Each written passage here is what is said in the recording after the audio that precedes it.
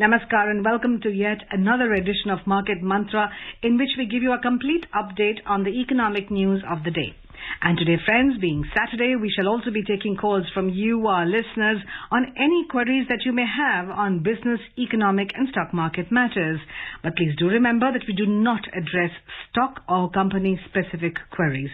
Well, you may call us on 2331-4444 or 2371-7106 or 2371-7117. And yes, if you're calling from outside Delhi, do not forget to add 011 as a prefix to these numbers. Well, I'm Lalema Aneja Dang, and with me is my co-anchor in Hindi, Manoj Pathak. नमस्कार, market मंत्र के ताजा अंक में आपका स्वागत है। आधे घंटे के इस कार्यक्रम में हमेशा की तरह हम अर्थनीति, कारोबार और शेयर बाजार से संबंधित ताजा खबरों को लेकर हाजिर हैं। आज शनिवार है और आज के दिन हमारे कार्यक्रम में आप भी हुआ करते हैं सम्मिलित, पूछ सकते हैं हमसे कोई भी सवाल अर्थनीति, कारोबार या शेयर बाजार से जुड़ा हुआ। बस ये ख्याल रखिएगा कि हम किसी कंपनी या शेयर के बारे में जानकारी आपको नहीं दे सकेंगे। हमसे ये सवाल पूछने के लिए डायल कीजिए 2331-4444, 2371-7106 या फिर 2371-7117। हमारे साथ खबरों पर चर्चा और आपके सवालों का जवाब देने के लिए आमंत्रित हैं देश के जाने माने आर्थिक मामलों के वरिष्ठ विश्लेषक शरद कोहली। शरद जी, कार्यक्रम में आपका स्वागत है।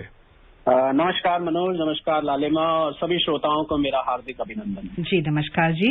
आइए शुरुआत करते हैं अंग्रेजी में हेडलाइन से, जिसे लेकर मौजूद हैं लालिमा Aneja dang. Thank you, Manoj. India has indicated willingness to import vaccines and accept vaccines cleared by US FDA, says External Affairs Minister Dr. S. Jaishankar. Pharma company Divi's Labs quarterly net profit jumps 25% to 488 crore rupees. And on the Wall Street, the Dow gains 0.2% after investors brush off stronger than expected inflation reading. विदेश मंत्री doctor S Jaishankar ने कहा कि भारत अमेरिकी खाद्य और औषध विभाग से स्वीकृत वैक्सीन के आयात का इच्छुक है। दवा कंपनी डिवीज लैब का शुद्ध तिमाही लाभ 25% बढ़कर 488 करोड़ रुपए पर पहुंचा और अमेरिका में उम्मीद से कहीं अधिक मुद्रास्फीति की चिंता को दरकिनार कर निवेशकों ने की वाली डाउ सूचकांक 0.2% बढ़त के साथ हुआ बंद।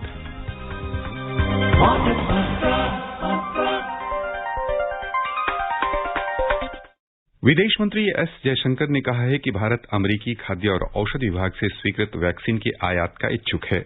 अमेरिकी राजधानी वाशिंगटन में संवाददाताओं से बातचीत में उन्होंने कहा कि दोनों देशों के बीच इस विषय में चर्चा हुई है, लेकिन निर्णय अमेरिका को ही लेना है।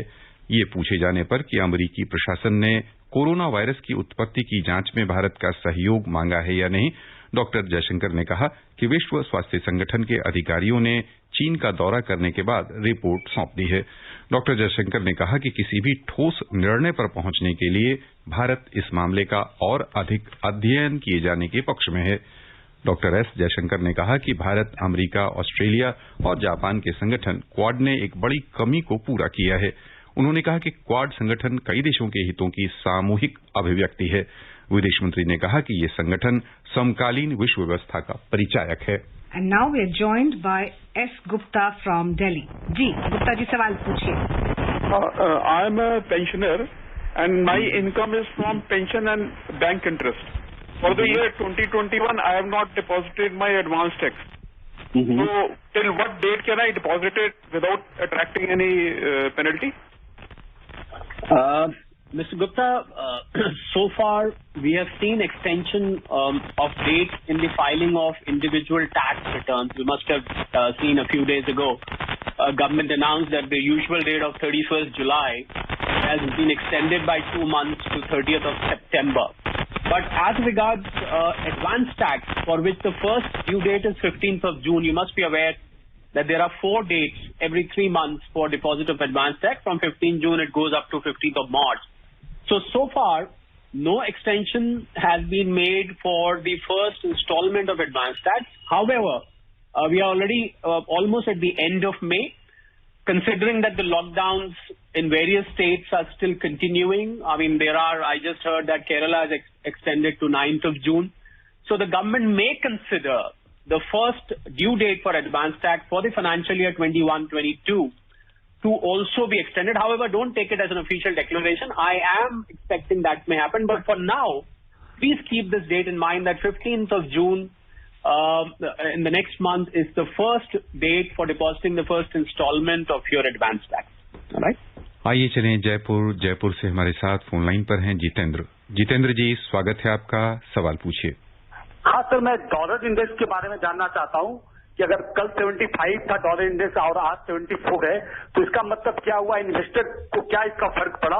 और दूसरा क्वेश्चन है कि पीई और आरओसी ये हम कैसे टेक्निकल थोड़ा स्टडी कर सकते हैं, एक सिंपल आदमी कोई है तो? जितेंद्र जी, आपका पहला सवाल पहले डॉलर इंडेक्स क्या है। देखिए, डॉलर इंडेक्स एक बास्केट ऑफ करेंसी से बनती है। हम दो तरीके होते हैं, हम या तो रुपए और डॉलर में हम आपस में देखते हैं जब उनका मूवमेंट होता है डिमांड सप्लाई से। जब भारत में बहुत निवेश आता है डॉलर्स में तो डॉलर हम देखते हैं कि डॉलर कमजोर हो जाता है, और इसी प्रकार जब निकालते हैं निवेशक भारत से उस डॉलर को तो रुपया कमजोर हो जाता है। पर ज्यादा अच्छा मापदंड, मैंने आपको याद होगा पहले के शोज में भी बोला है, ज्यादा अच्छा मापदंड है ये देखने का कि डॉलर इंडेक्स को देखा जाए, क्योंकि वो बास्केट ऑफ करेंसी से होती है। क्योंकि निवेशक जो है वो बहुत सारे जो इमर्जिंग इकोनॉमीज हैं उसमें इन्वेस्ट करते हैं।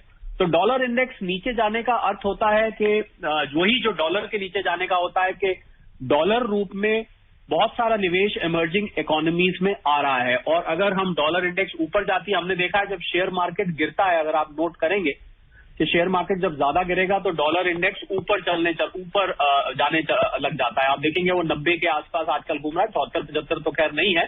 तो और जब शेयर मार्केट बहुत नीचे जाता है तो डॉलर इंडेक्स ऊपर चढ़ना शुरू हो जाता है। इसका अर्थ ये होता है कि निवेशक बाजार से पैसा निकाल रहे हैं। दूसरा आपने पूछा कि पीई और आरओई में, देखिए आरओई तो रिटर्न ऑन इक्विटी होता है। रिटर्न ऑन इक्विटी, अब इसके लिए जितेंद्र जी ऐसे लेमैन टर्म में तो इसको पूरी तरह से समझना थोड़ा सा कठिन होगा, क्योंकि इसके लिए थोड़े फाइनेंस की जो टर्मिनोलॉजी है, जो फाइनेंस की व्याकरण अगर मैं शुद्ध भाषा में कहूं, उसको समझना जरूरी है। क्योंकि प्राइस ऑब्लिक इक्विटी पीई एक मल्टीपल होता है जिसमें हम देखते हैं कि ये शेयर्स कितना गुना पीई से ट्रेड कर रहा है, जबकि रिटर्न ऑन इक्विटी ओवरऑल जो कंपनी का प्रॉफिट होता है, मैं आपको मोटे तौर पे बता रहा हूं, ओवरऑल जो कंपनी का प्रॉफिट होता है कि अपनी इक्विटी निवेश पर कंपनी कितना टोटल प्रॉफिट जनरेट कर रही है, कितना रिटर्न जनरेट कर रही है। जबकि पीई एक मल्टीपल है जो कि शेयर मार्केट में किसी भी शेयर के कीमत का आकलन करने के लिए कि ये शेयर इस समय महंगा है या सस्ता है, कितने मल्टीपल पे चल रहा है, उस सेक्टर को कंपेयर किया जाता है। क्या कोई विशेष शेयर बहुत ज्यादा पी मल्टीपल पे चल रहा है तो वो थोड़ा सा ओवर वैल्यूड माना जाता है। तो मोटे तौर पे आप ऐसे समझे, मैं आम आदमी की भाषा। बाकी मैं आपको सलाह ये दूंगा जितेंद्र जी को कि आप बहुत जागरूक श्रोता हैं और निवेशक भी लगते हैं मुझे, तो आप किसी जानकार की जो आपके इर्द गिर्द में कोई वित्तीय एक्सपर्ट हो उसकी सलाह से आप इन पैरामीटर्स को देखकर निवेश करें, या आप किसी शेयर में से एग्जिट करते हैं। मोटे तौर पर मैंने आपको समझा दिया। मैं उम्मीद करता हूं कि अब आपको आगे से जब आप आरओई और पी के बारे में सुनेंगे तो आप ज्यादा जागरूक रहेंगे। That was some economic jargon. Explained well, Sharad ji. Now we move on and we have a call from Delhi and we have Sonia online. Ji Sonia ji, सवाल पूछिए। Yeah, hello, good evening. Good evening. Yeah, I'm Sonia from Delhi. I want to ask you, I'm a teacher. I take classes, online classes. So I want to know where I should invest my small savings of my earnings. Well, Sonia ji, since you're a teacher, you said you take your online classes and probably you collect your tuition fee. I personally consider, although all people earn, I define it as a hard-earned money, but for teachers, it's really, really a hard-earned money. So I feel that the investments by you should not be done in very adventurous, because people do get tempted towards, multiplying their money. You get here and say advice that I invested there, I got 30% return, 40% return. So what I would suggest for you is a decent mutual fund, which is a balanced fund, or maybe some amount can go in equity fund. If you ask me to allocate your portfolio, I would suggest 50% should be kept in very safe investment. Safe means it can go into a bank fixed deposit, or you can consider a small saving scheme of post office. The rest of the 50%, because you want your money to work for you as you keep collecting your savings. So the rest of the money, I would suggest that you should put in a balanced mutual fund or an equity mutual fund after thoroughly researching that which mutual funds have been giving you good returns. Also now these days, I as an investment advisor also, I have been recommending people to put at least 10 to 15% of their savings in gold. Because gold, if you notice, over the last 3 years, has given very handsome returns, and the prospects for gold look very bright. So there are sovereign gold bonds being launched by the government. In fact, from now until September, we are expecting about 6 different issues of sovereign gold bonds. So at least 10 to 15% can go there. If I was you, I would have done that. 50% and 100% secured bank fixed deposit, which also makes you get liquidity. You can take out the money whenever you want. And the rest, I think you should try in a very, very growth-oriented and a very good and highly rated mutual fund, balance fund, so that your money can do slightly better than your bank deposits, whereas gold will keep you cushioned against inflation in the times to come. So I think that, to my mind, should be best advice for your hard-earned tuition fee. Delhi से हमारे साथ phone line पर हैं जितेंद्र। स्वागत आपका, सवाल पूछिए। Good evening to Sharad ji and the entire team. And whenever I listen name of Mr. Sharad, I am tempted to ask a question. Now my question is on footwear industry, because the share of footwear industry, the PE has gone very high. Although it's a blue chip, but it's a wonderful stock, and I have been having it from at least 1.5 decades. Yeah. So my question is that what is your opinion on the footwear sector, both large cap, mid cap? A very good question, Jitendra ji. If you have noticed, ever since the first corona wave came, March, April 2020, when India first went into lockdown, surprisingly we found that the footwear shares which had taken a back seat, for so many years, since you are a long-term investor, they were growing, but growing slowly. But all of a sudden, we saw spurt in footwear. Now, somebody said that, when nobody is stepping out of the house, all you are doing is probably walking around in your corridor, in your house, from one room to the other. Yeah. What are people doing with buying footwear? So that was startling for a lot of people. But because I think this is a typical cycle in stock markets. Out of, let's say, 40-41 sectors which in stock market, you will find that, there is a saying in Hindi, हालांकि यहाँ पर पूरी हम उसको ना लगाएं, पर उससे हम तथ्य निकाल लें कि 12 साल बाद तो कूड़े की भी सुनवाई होती है. So, you can probably take some cue from this, that we see these sector rotations in the market, that investors' interest get attracted to sectors which haven't moved. I think the same thing happened to footwear industry, which is why you see PE multiples have shot up. So what I would suggest is, if you have generated a decent amount of profit on your investment, you can probably consider exiting. That is, book your profit. I have a maxim which I use in stock market: profit in the bank is far better than profit in the book. So if you are earning a handsome return, exit, because there are many other, Jitendra ji, opportunities in stock market. There is IT sector, there is pharma sector. You've seen metal sector literally burning away like anything. There is FMCG. So there are now newer sectors which have come up as compared to the old school thinking of, traditional sectors where people used to invest earlier.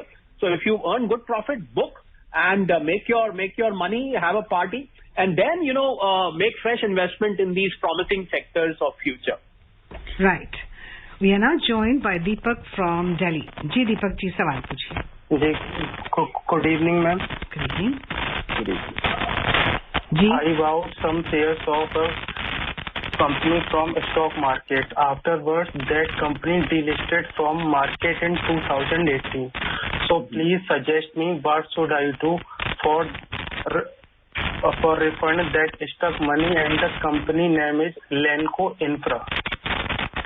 Deepak ji, we do not deal in specifics here. आपको कार्यक्रम के शुरू में, you must have heard Manoj and Lalima informing. In fact, we do that every time, that we don't deal, but I'll tell you the process. Nevertheless, it's very sad, and हमें बहुत अफसोस है इस बात का कि आपका मेहनत का कमाया हुआ पैसा आपने लगाया था और कंपनी delist हो गई.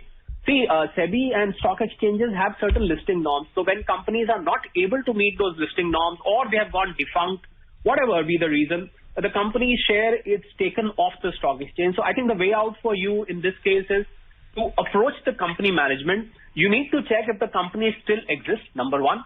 You need to check if the company is still operational. Number 2, you need to check what happened to the promoters of the company. You need to check where is the registered office of the company. You need to check where is the corporate office of the company. And do contact, there is a secretarial department in every company which is listed. Contact the secretary. Maybe the company, normally when they delist, they introduce a buyback scheme. Of course, if the company has not, जिसको हिंदी में बोलते हैं डूब गई है बिल्कुल, then it's a different story. But otherwise, they have a buyback scheme that for the shareholders who are still left in the lurch, the company buys back, maybe if not at the full value at your bought, maybe they buy at face value or a lesser value. So I would suggest immediately you can Google it out and get in touch with the company. It's not difficult to find a company in India. I mean, there are very limited number of companies. So you will not have difficulty in locating. You can also go to the MCA, Ministry of Corporate Affairs website, locate the company or take help of a professional around you if we can find from the company number, and do contact them. I'm sure if the company has not totally disappeared, your money would be refunded. And when you've refunded the money, Lalima and Manoj, we should have a laddu from them, that we've been able to return the money. बिल्कुल बिल्कुल। और श्रोताओं, आप भी अनुभव कर रहे होंगे कि शरद जी के साथ कार्यक्रम करना और उनके कार्यक्रम के सम्मुख होना आनंदप्रद, सूचनाप्रद, लाभप्रद के साथ साथ उपयोगी भी बहुत बहुत हुआ करता है। आइए अब चलें सीधे हम दिल्ली से भोपाल से हमारे साथ हैं शंकर जी। कार्यक्रम में आपका बहुत बहुत स्वागत। सवाल पूछें अपना। नमस्ते कॉलेज जी, आपके प्रोग्राम को मैं बहुत चाव से सुनता हूं और बहुत बढ़िया आप आंसर देते हैं और आपकी सारी टीम को बहुत धन्यवाद। मेरे 2 छोटे छोटे सवाल हैं। What are the next triggers for market going up or down? It is likely to go down or go up. And is Bitcoin जो क्या गवर्नमेंट बिटकॉइन के ऊपर कोई पॉलिसी बना रही है जिससे काफी पैसा जो स्टॉक मार्केट में जा रहा है वो थोड़ा बिटकॉइन जो ट्रांसफर होगा हमारे इंडिया में या कोई और डिजिटल करेंसी में होगा जिससे स्टॉक मार्केट इफेक्ट आएगा? और दूसरा छोटा सा सवाल है सर, ये केयर के केस में अब क्या होगा? क्या हम जीत सकते हैं या हमारा टैक्स पेयर का पैसा इसकी पेनल्टी देने में और इंटरेस्ट देने में चला जाएगा? किसके केस में आपने आखिर में पूछा? किसके केस में? Care India. अच्छा, कैन का केस। Okay fine. पहले मैं आपके शंकर जी पहले सवाल पे आता हूं। देखिए, दुनिया में आज तक कोई भी ऐसा व्यक्ति नहीं हुआ, अगर स्टॉक मार्केट की मैं भविष्यवाणी कर दूं शंकर जी, आप ये मानेंगे, तो दुनिया का सबसे अमीर आदमी जो भी इस समय नाम नहीं यहाँ लेते, उनकी जगह मैं खड़ा हो जाऊंगा या कोई भी। पर फिर भी एक एक्सपर्ट होने के नाते आपका ये प्रश्न पूछना बिल्कुल वाजिब है।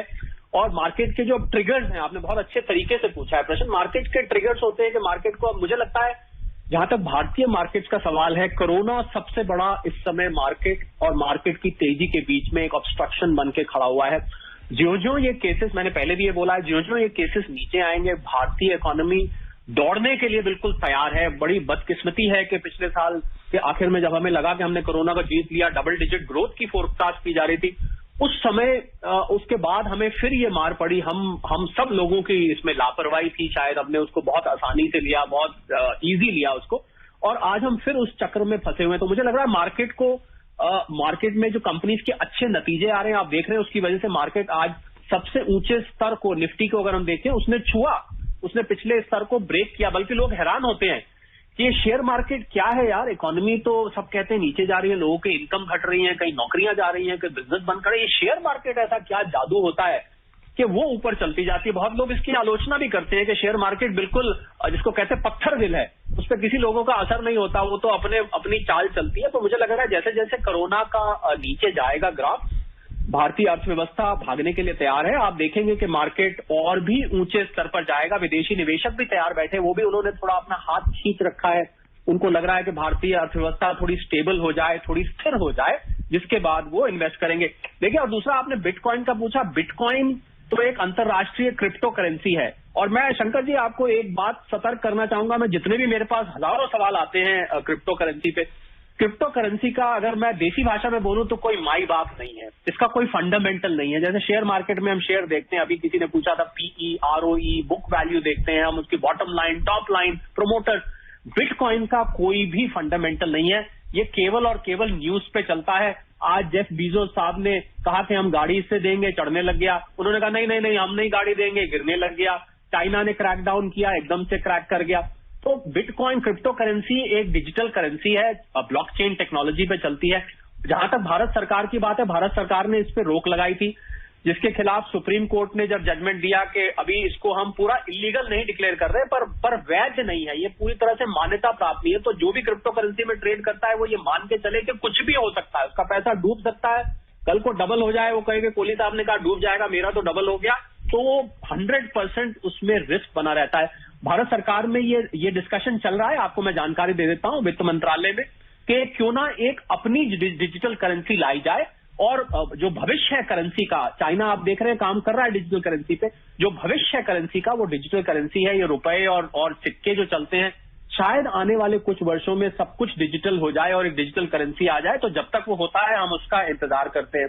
तीसरा आपने केस का पूछा, केस किस करवट बैठेगा केस, क्योंकि जो चीज सब जुडिशियल होती है उस पे मैं कमेंट अपने रिजर्व रखता हूं। शंकर जी, आपसे क्षमा मांगते हुए, जो चीज कोर्ट के अंतर्गत चल रहा होता है मैं समझता हूं उस पर कमेंट नहीं करना चाहिए, क्योंकि कोर्ट की कई बार अवहेलना भी हो जाती है। मैं कोई उस पर जजमेंट दे दूं कि कौन ठीक है कौन गलत है, तो हम इंतजार करते हैं, कहने का उम्मीद करते हैं कि जो भी होगा करदाताओं के हित में होगा और आगे के लिए एक दिशा निर्देश बनेगा। Yes, आपने सही कहा शरद जी. We keep saying that Sensex is a reflection of the economy, and if it is true, then at 50,000 plus, we are jolly good. We are doing pretty well. And if it's a paradox there, well, so be it. Moving on, we have Mamta from Delhi, and let's see what she has to ask. जी, सवाल पूछिए ममता जी. Hello. Hello, yes. हाँ जी. Hello. Yes, Mamta. Yes. Please ask your question. जी, मैं दिल्ली में रहती हूँ. मेरा एक छोटा सा बिजनेस है, लाइक सेल्फ बिजनेस. तो मैंने ITR फाइल की थी सर, लेकिन मुझे इसका रिफंड नहीं आया अभी तक. अच्छा, आपको रिफंड नहीं आया है? जी सर. ममता जी देखिए, आपको हम आपकी समस्या का आज निस्तारण कर देते हैं. आपको रिफंड, और मैं उम्मीद कर रहा हूं जो मैं आपको बताने जा रहा हूं आपका रिफंड बहुत जल्द आ जाएगा, क्योंकि भारत सरकार की बल्कि मुहिम चली हुई है ये कि रिफंड ऐसे माहौल में जब लोगों के पास सेविंग्स कम है तो रिफंड धड़ाधड़ दिए जा रहे हैं. आप ऐसा करिए, एक अपने पोर्टल पे लॉगिन करिए, आपका आईडी होगा, उसमें लॉगिन करके इनकम टैक्स की साइट पे जाके उसमें एक रिफंड री इशू रिक्वेस्ट का ऑप्शन आता है. आप उस रिफंड री इशू रिक्वेस्ट को डालिए, और अगर ये भी नहीं होता है तो एक ई निवारण करके आयकर विभाग में एक अलग से फैसिलिटी बनाई हुई है, उस ई निवारण में भी डालें. मैं आपको पक्का बता रहा हूं कि 1 महीने के अंदर अंदर आपका रिफंड आएगा, और आप हमें फोन करिएगा, हम आपको मुबारकबाद भी देंगे. That sounds great. And we move on to news. Well, Divi's Laboratories has reported a 25% year-on-year rise in its net profit to 488 crore rupees for the fourth quarter of this fiscal.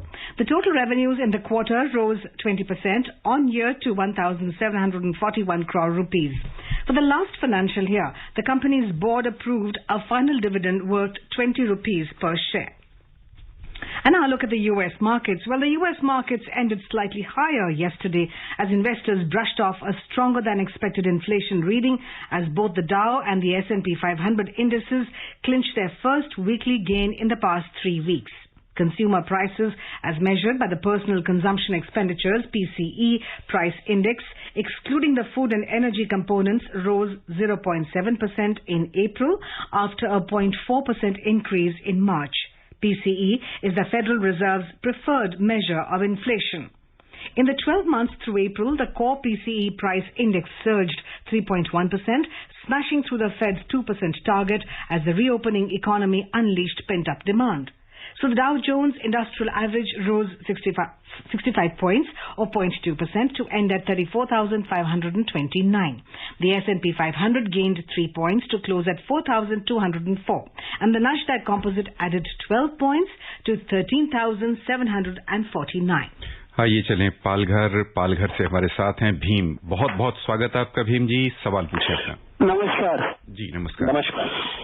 मैं जो है ना 10-20 साल में कोई invest कर दिया 2-3 top 10 companies में, और मुझे 10-20 लाख का फायदा हो रहा है, तो मुझे क्या करना चाहिए साहब? पहले तो आपको हमें पार्टी देनी चाहिए भीम जी. आपने तो फायदे की बात से ही शुरू किया, तो इसमें तो हमारे कहने लायक कुछ बचा नहीं. देखिए, मैं ये मानता हूं, पर हाँ, अगर हम थोड़ा सा हंसी मजाक को एक तरफ रखें तो मैं ये मानता हूं, अभी मैंने पहले भी किसी श्रोता को ये बताया था कि आपको अगर फायदा हो रहा है तो आप उस फायदे को बुक करें. ये हम निवेशकों को बार बार कहते हैं. ये माना मैंने भीम जी के उसको देख देख के आप जब रोज प्राइस देखते होंगे बड़ी अंदर से खुशी होती है उससे सेहत भी सुधरती है।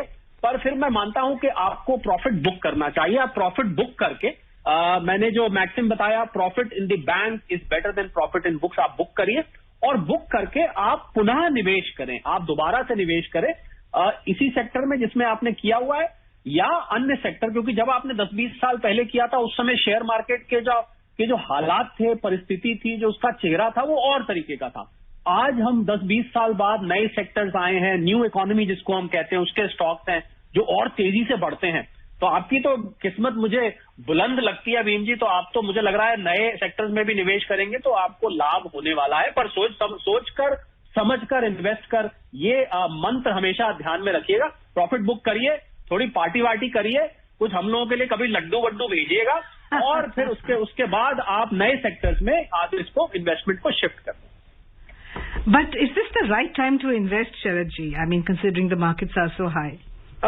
Lalima, you know, the market has been going through up and down. I mean, and I still see a very bright. You will continue to see these, intermittent corrections. There's no doubt. I know what is counting on your mind because the economy, and we are going to hear about not so pleasant economic numbers and parameters in the weeks to come. But I think the market is very advanced thinking. It always thinks ahead. So the market has discounted this situation much in advance. So I think the market is looking forward to, as we call it, a very ashawadi kind of optimism, optimistic approach for the times to come. And I do feel that a lot of foreign investment is waiting in India to come. We are all only waiting for this Corona uncle to just die out. आइए चले मुंबई से आमंत्रित करें रत्नाकर जी को। रत्नाकर जी, स्वागत आपका, सवाल पूछें। Hello, good evening sir. स्वागत। सवाल है कि पहले जो डिस्कशन हो गया था कि एडवांस टैक्स भरने के बारे में, तो एडवांस टैक्स कितने भरना चाहिए, ऐसा कुछ रूल है क्या? पेंशनर और एम्प्लॉई कोई भी भर सकता है क्या? दूसरा सवाल है कि पी रेशो जो बोला, पी रेशो के बारे में, जितना पी रेशो ज्यादा उतना कंपनी अच्छी है और जितना कम है तो उसकी कंपनी का फाइनेंशियल अच्छा नहीं है, रिकॉर्ड ये है। और तीसरा सवाल है कि income tax short term gain file करने के लिए आईटीआर कौन सा भरना है? मुझे तीसरा वाला आपका ठीक से सुनाई नहीं दिया। इनकम टैक्स क्या फाइल करने के लिए? Could you hear, Lalima? No, it was a little unclear. Anyway, we could just, your time is less, we can just focus. I could hear the first two. He asked about advance tax. Advance tax is basically, Ratnakar ji, applicable to people who have got income. Either they are in their own business, that is, they have their own income where they have to self-calculate the income and deposit, or it is even for salaried people who have other incomes, because on the incomes on which you do not have TDS, or where the TDS falls short of your applicable slab rate. So there is a differential, like if TDS is deducted at the rate of, let's say, 10%, and you are in the 30% slab, so there will always be a difference of tax which you have to pay as advance tax. There are 4 dates, as I said, during the year on which you are supposed to deposit. There are percentages allocated. Non-payment of advance tax also attracts penalty under penal interest under Section 234B and 234C of the Income Tax Act. So that is advance tax. Because आपने बहुत सारे सवाल पूछे हैं रत्नाकर जी, so I'll have to rush. PE multiple. जी शरद जी समय का घोर अभाव है और हम यहीं पर जी चलिए कोई नहीं, रत्नाकर जी तो रेगुलर है, फिर अगली बार हम लेंगे। और श्रोताओं की ओर से हम आपको शरद जी बहुत बहुत धन्यवाद देना चाहते हैं। My pleasure Manoj, my pleasure लालिमा, थैंक यू। हमारे साथ काफी देर से फोन लाइन पर बनी रही थी बलरामपुर से रिंकी जी, आपसे हम क्षमा याचना करते हैं। अगले कार्यक्रम में आपको अवश्य सम्मिलित किया जाएगा। And now before we close, here's a reminder of the headlines. India has indicated willingness to import vaccines and accept vaccines cleared by US FDA, says External Affairs Minister Dr. S. Jaishankar. Pharma company Divi's Labs quarterly net profit jumps 25% to 488 crore rupees. And on the Wall Street, the Dow Jones gains 0.2% after investors brush off stronger than expected inflation reading. Well, that's all we have for you in this session of Market Mantra. This is Lalima Aneja Dang and Manoj Pathak signing off. Namaskar.